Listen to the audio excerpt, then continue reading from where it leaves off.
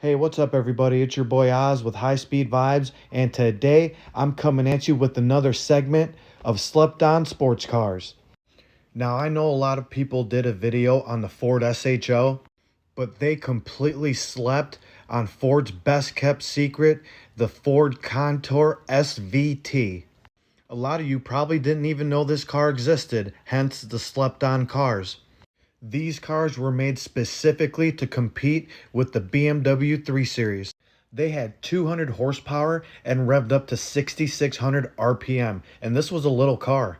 I mean, the mechanics would complain and complain about working on these cars because they shoehorned this thing in there. There was no room. They were constantly busting their hands working on these things. And it also had a 10-to-1 compression ratio.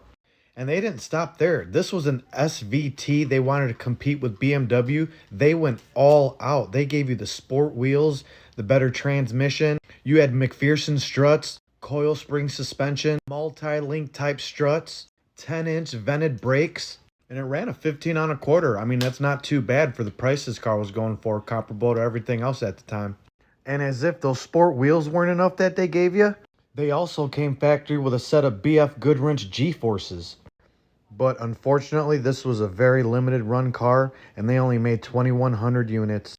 832 of them were black, and my buddy had one in high school. So I know this car very well, and I remember him telling me that this was pretty much the best, fastest, sportiest car he can get for the money, because it was even a slept-on car back then too.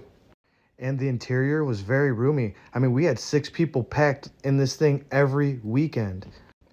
Some guys, even when they blew up the motors in these, they would swap the 3.0 liter V6s out of the Escapes or the SHOs, no problem, and have one pretty gnarly ride.